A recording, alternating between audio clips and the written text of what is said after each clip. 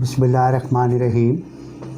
आज एक और इम्पॉर्टेंट टॉपिक मैं लेके आपके पास आया हूँ, वो है जनरेटर साइजिंग। अगर आपके प्लांट पे लोड करैक्टरिस्टिक को देख के जनरेटर की साइजिंग किस तरह की जाए प्लांटों के ऊपर, और ताकि आपकी कैपिटल कॉस्ट भी कम से कम इन्वॉल्वमेंट हो और आपका प्रॉब्लम जो ऑब्जेक्टिव भी अचीव्ड हो जाए। मैंने जनरली ये देखा है कि बहुत सारे लोग या तो ओवर साइजिंग कर देते हैं, जो भी डेंजरस है जब मोटर जनरेटर सेट के लिए या जनरेटर के लिए, इसकी कंसिडरेशन ही नहीं करते। तो उसमें कुछ कंडीशंस हैं, उनका ख्याल रखना बहुत ज़रूरी है। वो ये है कि अगर प्लांट के अंदर बहुत सारी इंडक्शन मोटर हैं तो उसका जो है ना अलाउंस देना चाहिए, और हमेशा ही होता है कि पहले बड़ी सी बड़ी मोटर का करैक्टरिस्टिक लोड टॉर्क का ज़रूर स्टडी किया जाता है।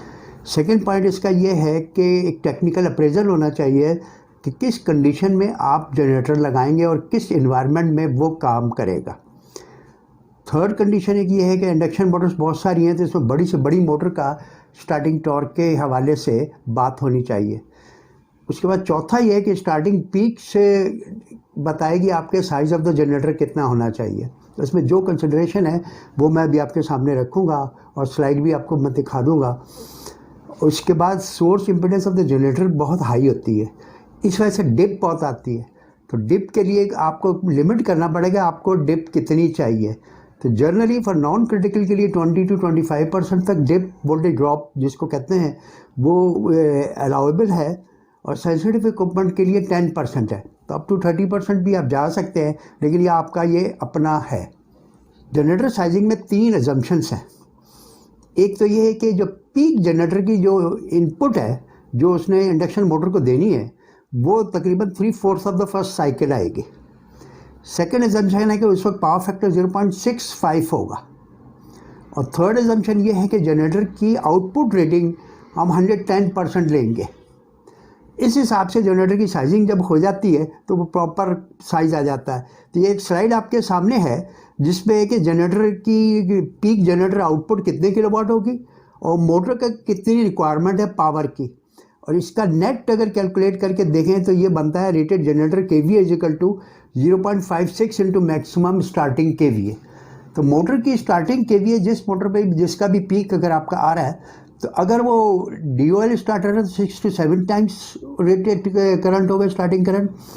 अगर स्टार डेल्टा है तो 2.5 का फैक्टर इस्तेमाल होगा, और अगर सॉलिड स्टेट स्टार्टर या इलेक्ट्रॉनिक स्टार्टर है तो 1.5 का, जो सॉफ्ट स्टार्टर वगैरह लाते हैं 1.5 का आपका पीक का स्टार्टिंग KVA निकालने के लिए। तो सबसे पहले आप मोटर की आप स्टार्टिंग KVA ले लेंगे और उसको इक्वेट करके 0.56 या 60%, अगर बाद का 60 to 70% भी ले लेते हैं, लेकिन ये आप आपके रिस्क फैक्टर पे है कि कितना यहाँ पे। तो ये आपको बिल्कुल करेक्ट, जैसे घरों पे भी प्रॉब्लम है कि मैंने अगर AC चलाने हैं तो AC पे चलाने के लिए कितने मेरे साइज़ का जनरेटर, तो मेरी जितना बड़ा मैं जनरेटर लगा दूँ कितनी मेरी कैपिटल कॉस्ट ज़्यादा बढ़ेगी।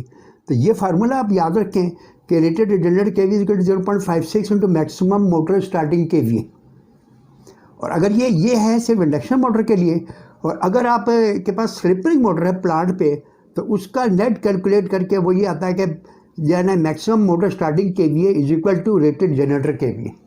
तो जो स्टार्टिंग KVA आपकी आएगी वही जनरेटर, इसमें कोई फैक्टर नहीं है, ये स्लिप-रिंग मोटर के लिए। तो इसलिए उसमें ये कहते हैं कि उसमें पावर फैक्टर इम्प्रूव्ड होता है, तो वो उसमें कोई मसला नहीं होता। तो ये कि आप स्टार्टिंग KVA के मुताबिक जनरेटर KVA ले लें जितनी भी उसकी स्टार्टिंग KVA सेट होती है स्लिप-रिंग मोटर में। तो ये एक छोटी सी प्रेजेंटेशन थी कि जिसमें जनरेटर की साइजिंग, चाहे आप घर का जनरेटर ख़रीदें चाहे आप प्लांट का जनरेटर ख़रीदें, ये आपके लिए हेल्पफुल साबित होगी। शुक्रिया।